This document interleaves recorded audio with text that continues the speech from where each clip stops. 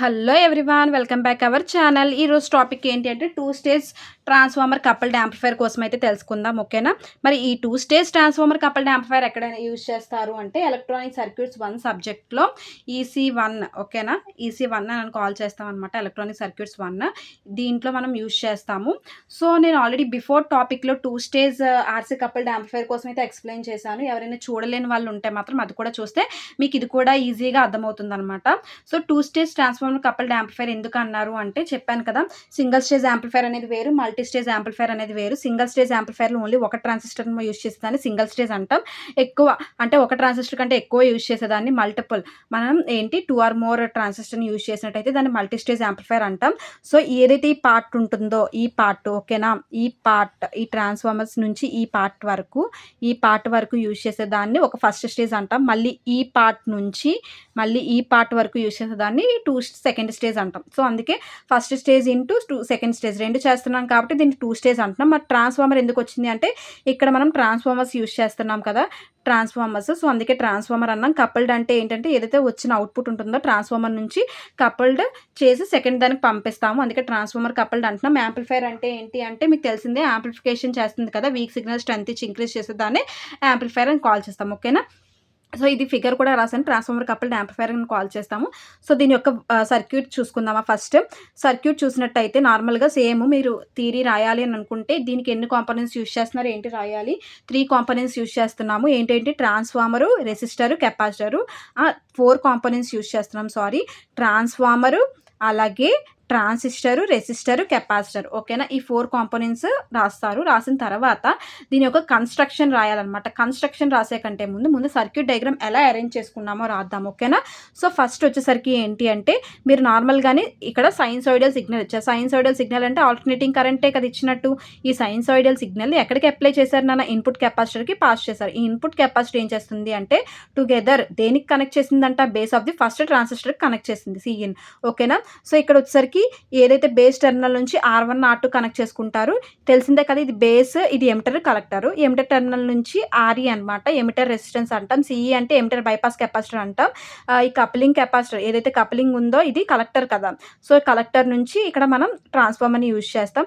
నార్మల్గా మీరు గుర్తుపెట్టుకోవాల్సింది ఏంటి అంటే 2 స్టేజ్ RC కపుల్డ్ యాంప్లిఫైర్లో ఇక్కడ మనం యూజ్ చేసేది RLని యూజ్ చేస్తాం, లోడ్ రెసిస్టెన్స్ని యూజ్ చేస్తాం. ఓకేనా? సో ఇక్కడ ఆ లోడ్ రెసిస్టెన్స్ రీప్లేస్ చేసి లోడ్ రెసిస్టెన్స్ని మనం చేంజ్ చేసి ఏం రాస్తున్నాము అంటే ట్రాన్స్ఫార్మర్ రాస్తున్నాం. ఓకేనా? ఆ డయాగ్రామ్ ఎలా ఉంటుందో సేమ్ ఇదే డయాగ్రామ్ ఇక్కడ కూడా రిపీట్ అవుతుంది. కానీ లోడ్ రెసిస్టెన్స్ ప్లేస్లో మనం యూజ్ చేసేది ట్రాన్స్ఫార్మర్ ఉంటుంది. ఇక్కడ ట్రాన్స్ఫార్మర్ ఉంటే అక్కడ load resistance and coupling capacitor 2 ఉన్నాయి కదా. లోడ్ రెసిస్టెన్స్ని ఫస్ట్ ప్రైమరీ వైండింగ్గా కాల్ చేస్తాం. తెలిసిందే కదా, 2 windings, primary winding, secondary windings. First దాన్ని ప్రైమరీ వైండింగ్గా కాల్ చేస్తాం, అంటే లోడ్ రెసిస్టెన్స్ని ప్రైమరీ వైండింగ్గా కాల్ చేస్తున్నట్టు. కప్లింగ్ కెపాసిటర్ ఏదైతే కనెక్షన్ ఇస్తామో ఇక్కడ ఆ కప్లింగ్ కెపాసిటర్ని సెకండరీ వైండింగ్గా కాల్ చేస్తాం. అలా కనెక్ట్ చేసుకుంటాం. ఓకేనా? ట్రాన్స్ఫార్మర్ సేమ్ ఏదైతే మనకు సెకండరీ వైండింగ్ నుంచి వచ్చిన అవుట్పుట్ ఉంటుందో అవుట్పుట్ అనేది ఎక్కడ కనెక్ట్ చేసుకుంటాము అంటే second stage of the first transistor, అంటే బేస్ ట్రాన్సిస్టర్కి కనెక్ట్ చేసుకుంటాం అనమాట. ఓకేనా? సెకండ్ స్టేజ్కి బేస్కి మనం కనెక్ట్ చేసుకుంటాం. సేమ్ R1 R2 కనెక్షన్ ఇస్తారు, RE కనెక్షన్ ఇస్తారు, అవుట్పుట్ తీసుకుంటారు, ట్రాన్స్ఫార్మర్ CE కనెక్ట్ చేసుకుంటారు, వచ్చిందంతా గ్రౌండ్కి కనెక్ట్ చేస్తారు. కామన్ ప్లస్ VCC అంటే ఏంటంటే కామన్ పవర్ సప్లై అని మనం యూజ్ చేస్తున్నాం. ప్లస్ VCC ఫస్ట్ స్టేజ్కి సెకండ్ స్టేజ్కి రెండింటికి కూడా మనం ఏంటంటే కామన్ పవర్ సప్లైని యూజ్ చేస్తున్నాము. ఓకేనా? సో ఇది మనకి సర్క్యూట్ అరేంజ్మెంట్ చేసాం కదా. ఇప్పుడు కన్స్ట్రక్షన్ చూద్దాం, వర్కింగ్ ఎలా అవుతుంది ఏంటి అంటే. Construction coupling transformer T1 is used to feed the output of first stage to the input of the second stage. అంటే ఈ కప్లింగ్ ట్రాన్స్ఫార్మర్, ఇది కప్లింగ్ ట్రాన్స్ఫార్మరే కదా. ఎందుకు కప్లింగ్ ట్రాన్స్ఫార్మర్ అంటే అక్కడ మనం కప్లింగ్ కెపాసిటీ యూజ్ చేస్తాం, ఇక్కడ కప్లింగ్ ట్రాన్స్ఫార్మర్ అంటే ఒక దగ్గర నుంచి ఇంకొక దగ్గరికి టుగెదర్ మనం కనెక్ట్ చేస్తున్నాం అనమాట. సో అందుకే దీన్ని కప్లింగ్ ట్రాన్స్ఫార్మర్ అంటున్నాం. సో ఈ కప్లింగ్ ట్రాన్స్ఫార్మర్ అనేది T1గా డినోట్ చేస్తాం. T1 అంటే ట్రాన్స్ఫార్మర్ 1. ఓకేనా? సో కప్లింగ్ ట్రాన్స్ఫార్మర్ T1 ఏదైతే ఉందో ఇది ఫస్ట్ స్టేజ్ కదా, ఫస్ట్ స్టేజ్ ట్రాన్స్ఫార్మర్ కదా. అంటే ఫస్ట్ స్టేజ్ ట్రాన్స్ఫార్మర్ T1ని మనం ఏం చేస్తున్నాం, T1లో వచ్చిన అవుట్పుట్, ఓకేనా, T1లో వచ్చిన ఏదైతే అవుట్పుట్ ఉంటుందో ఈ అవుట్పుట్ ఇక్కడ నుంచే కదా వస్తుంది, సెకండరీ వైండింగ్ నుంచి. ఆ అవుట్పుట్ని మనం సెకండ్ స్టేజ్ ఆఫ్ ది ట్రాన్సిస్టర్కి కనెక్ట్ చేస్తున్నామని చెప్పారు. ఓకేనా? అది coupling transformer. Next the collector load is replaced by the primary winding of the transformer. చెప్పాను కదా, కలెక్టర్ లోడ్ ఉండేది ఇక్కడ. ఆ కలెక్టర్ లోడ్‌ని నేను రీప్లేస్ చేసి ప్రైమరీ వైండింగ్‌ని కనెక్ట్ చేశాను. అలాగే సీసీ కప్లింగ్ కెపాసిటీ ఉండేదాన్ని రీప్లేస్ చేసి సెకండరీ వైండింగ్‌గా కనెక్ట్ చేసుకున్నాను. ఓకేనా? సో, అది. Next R1 and R2 RE is used biasing stabilisation. Same ప్రతిదానికి వర్కింగ్ అయితే సేమే ఉంటుంది నాన్న. చేంజ్ అయితే జరగదు. R1, R2 అనేది బయాసింగ్‌కి యూజ్ చేస్తే RE అనేది స్టెబిలైజేషన్‌కి యూజ్ చేస్తాం. చెప్పాను కదా! స్టెబిలిటీగా లేకపోతే ఆపరేటింగ్ పాయింట్ అనేది ప్రాపర్‌గా ఉండదు. సో, మనకి కరెక్ట్ ఆపరేషన్ అనేది జరగదు. ప్రాపర్‌గా ఉండాలి అంటే స్టెబిలైజేషన్ కన్ఫర్మ్‌గా ఉండాల్సిందే. ఓకేనా? నెక్స్ట్ CE ఆఫర్స్ ఏ లో reactance path to the signal. ఏదైతే ట్రాన్సిస్టర్ యాంప్లిఫికేషన్ చేస్తుందో, యాంప్లిఫికేషన్ చేసిన దగ్గరంతా కూడా ఎమిటర్‌కి వచ్చినప్పుడు ఇది ఏం చేస్తుందంటే లో రియాక్టెన్స్ పాత్‌కి ఆఫర్ చేస్తుందనమాట. సో, అందుకే మనం CE యూజ్ చేస్తాం. నెక్స్ట్ వచ్చేసరికి ఏంటి అంటే the secondary winding is connected between the potential divider bias and base and the second stage. చెప్పాను కదా! మనం నార్మల్‌గా అయితే R1, R2 అనేది ఏంటి అంటే పొటెన్షియల్ డివైడర్ ప్లస్ వీసీసీకి అక్రాస్‌గా కనెక్ట్ చేయడం వల్ల పొటెన్షియల్ డివైడర్ బయాస్ అంటున్నాం. ఇక్కడ ఏంటి అంటే ప్లస్ వీసీసీ అనేది ట్రాన్స్‌ఫార్మర్ సెకండరీ వైండింగ్‌కి అక్రాస్‌గా కనెక్ట్ చేస్తున్నామనమాట. ప్లస్ వీసీసీ అనేది ఏం చేస్తున్నాము, సెకండరీ వైండింగ్‌కి అక్రాస్‌గా కనెక్ట్ చేయడం వల్ల దీన్ని పొటెన్షియల్ డివైడర్ అని కాల్ చేస్తున్నాం. అండ్ ఏదైతే పొటెన్షియల్ డివైడర్ బయాస్ నుంచి వచ్చిన అవుట్‌పుట్ దాని అక్రాస్‌గా ఉన్న సెకండరీ వైండింగ్‌లో వచ్చిన అవుట్‌పుట్ అంతటిని కూడా ఎక్కడ కనెక్ట్ చేసుకున్నాం నాన్న, సెకండరీ స్టేజ్ ఆఫ్ ఇన్‌పుట్‌గా కనెక్ట్ చేసుకున్నాం. ఓకేనా? అందుకే ఆ మ్యాటర్ రాశాను ఇక్కడ కూడా. Which provides the input to the second stage. Okay. Next CC. CC is a like in RC coupled amplifier. చెప్పాను కదా కప్లింగ్ కెపాసిటర్. మనం ఇక్కడ సీసీ యూజ్ చేయట్లేదు కానీ చెప్తున్నారు సీసీ కోసం అంతే. కప్లింగ్ కెపాసిటర్ అనేది ఆర్సీ కపుల్డ్ యాంప్లిఫైయర్ లాగా వర్క్ అయిందనమాట. సో, ఈ transformer is used for coupling any 2 stages. So, మనం అక్కడ కప్లింగ్ కెపాసిటీని యూజ్ చేసినట్టయితే ఇక్కడ ట్రాన్స్ఫార్మర్‌ని యూజ్ చేస్తున్నాం కాబట్టి ట్రాన్స్ఫార్మర్ 2 స్టేజెస్‌ని కూడా కపులింగ్ చేస్తుందనమాట. ఒక స్టేజ్ నుంచి ఇంకొక స్టేజ్‌కి కనెక్ట్ చేస్తుంది. So, the transformer coupled amplifier circuit. ఓకేనా? సో, వర్కింగ్ చూద్దామా? వర్కింగ్ చూసినట్టయితే same when AC signal input is applied to the input of the base of first transistor it gets amplified by the transistor and appears at the collector to which the primary of the transformer is connected. అంటే ప్రతిదానికి సేమే నాన్న. నాకు తెలిసి working అంతగా మారదు. సేమే ఉంటుంది. అలాగే కన్‌స్ట్రక్షను సేమే ఉంటుంది. కాంపోనెంట్స్ కొన్ని సేమే ఉంటాయి. అంతే తప్ప మాక్సిమం అంతా కూడా సేమ్‌గానే వర్క్ అవుతుంది. ఓకేనా? సో, నేను బిఫోర్ టాపిక్‌లో కూడా చెప్పాను. ఇలా సైన్సాయిడల్ వేవ్ ఉంటే ఇది ఆల్టర్నేటింగ్ కరెంట్ అప్లై చేసినట్టు. అంటే సైన్సాయిడల్ వేవ్ ఉంటే ఆల్టర్నేటింగ్ కరెంట్ అప్లై చేస్తే ఆల్టర్నేటింగ్ కరెంట్ అనేది ఇన్పుట్ కెపాసిటీకి వెళ్ళి ఇన్పుట్ కెపాసిటీ దేని ద్వారా వెళ్తుందంట, same base of the first ట్రాన్సిస్టర్‌కి వెళ్తుంది. ఓకేనా? ఈ ఫస్ట్ ట్రాన్సిస్టర్‌కి వెళ్ళగానే ఇది ఏం చేస్తుంది అంటే ఈ ట్రాన్సిస్టర్ వర్కింగ్ ఏంటి, యాంప్లిఫికేషన్ చేయడం. సో, వీక్ సిగ్నల్‌ని స్ట్రెంత్ ఇచ్చి యాంప్లిఫికేషన్ చేసిన తర్వాత ఏదైతే ఇక్కడ నుంచి వచ్చిన అవుట్‌పుట్ ఉంటుందో, ట్రాన్సిస్టర్ నుంచి వచ్చిన అవుట్‌పుట్ ఉంటుందో ఇక్కడ ట్రాన్స్‌ఫార్మర్‌కి ఎపియర్ అవుతుందనమాట. అంటే ట్రాన్స్‌ఫార్మర్‌కి ఎపియర్ అవ్వడం అంటే వెళ్తుందనమాట. ట్రాన్స్‌ఫార్మర్‌కి వెళ్ళిన తర్వాత కలెక్టర్ సైడ్ ట్రాన్స్‌ఫార్మర్‌కి వెళ్ళిన తర్వాత అదేం చేస్తుంది అంటే ప్రైమరీ ట్రాన్స్‌ఫార్మర్‌కి కనెక్ట్ అయ్యి ఉంది కాబట్టి ప్రైమరీ ట్రాన్స్‌ఫార్మర్‌కి అవుట్‌పుట్ అనేది వెళ్తుందనమాట. ఓకేనా? నెక్స్ట్ వచ్చేసరికి ఏంటి అంటే చూడండి next point. The transformer which is used as a coupling device in this circuit has the property of impedance changing the low resistance of a stage can be reflected high load resistance to previous stage.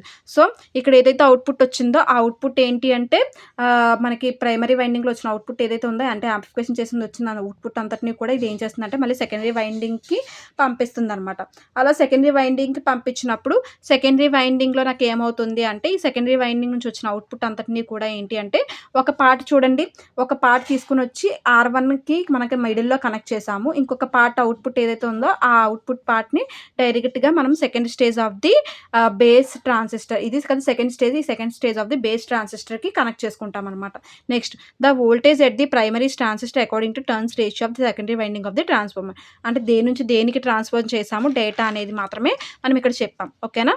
So, next point చూడండి. This transformer coupling provides good impedance matching between the stages of amplifier. Main ఈ transformer మనం దేనికి use చేస్తున్నాము అంటే మనకి good impedance matching అనేది జరుగుతుందనమాట. 2 స్టేజ్‌ల మధ్యలో కూడా మనకి గుడ్ ఇంపెడెన్స్ అనేది జరుగుతుందనమాట. ఇంపెడెన్స్ మ్యాచింగ్ అనేది ప్రాపర్‌గా ఉంటుంది. కరెక్ట్‌గా ఉంటుంది 2 స్టేజెస్ నుంచి.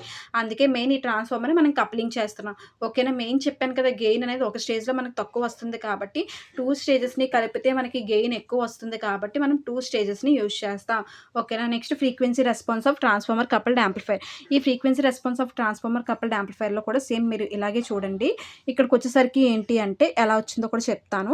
సేమ్ ఎక్స్ యాక్సిస్ తీసుకున్నట్టయితే ఫ్రీక్వెన్సీ తీసుకుంటారు. అక్కడ కూడా అలాగే తీసుకుంటారు. ఇక్కడ కూడా అలాగే తీసుకుంటారు. వై యాక్సిస్‌కి వచ్చేసరికి వోల్టేజ్ గెయిన్ అనమాట. దాన్ని డీబీతో రాసుకుంటాం. ఫ్రీక్వెన్సీని ఎఫ్‌తో రాసుకుంటాం. ఓకేనా? ఇందులో కూడా మనకి 3 ఫ్రీక్వెన్సీస్ ఉంటాయి నాన్న.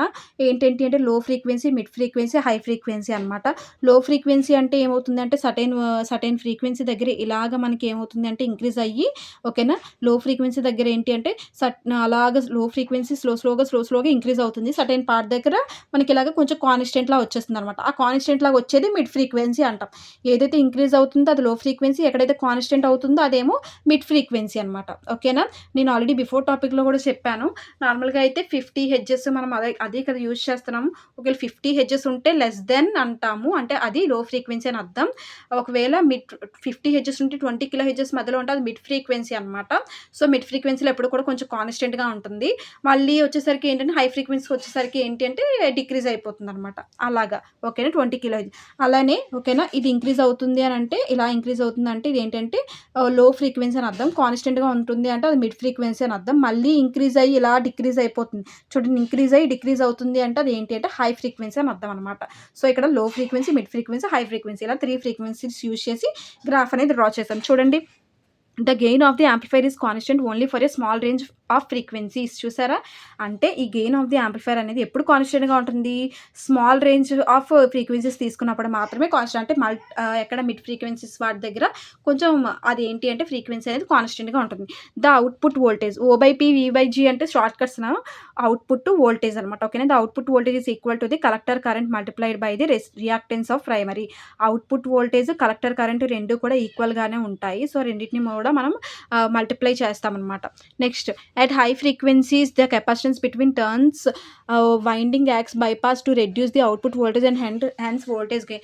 మనకి ఇక్కడ హై ఫ్రీక్వెన్సీ మీరు చూసారా? ఈ హై ఫ్రీక్వెన్సీస్ దగ్గర ఇక్కడ చూసినట్టయితే హై ఫ్రీక్వెన్సీస్ దగ్గర ఏమవుతుంది అంటే కెపాసిటెన్స్ అనేది acts as a bypass capacitor లాగా వర్క్ అవుతుందన్నమాట. సో, అలాంటి టైంలో మనకి ఏమవుతుందంటే ఏదైతే అవుట్పుట్ ఉంటుందో అవుట్పుట్ అనేది ఇలాగ రెడ్యూస్ అయిపోతుందన్నమాట. దాన్నే హెన్స్ వోల్టేజ్ గెయిన్ కూడా రెడ్యూస్ అవుతుంది.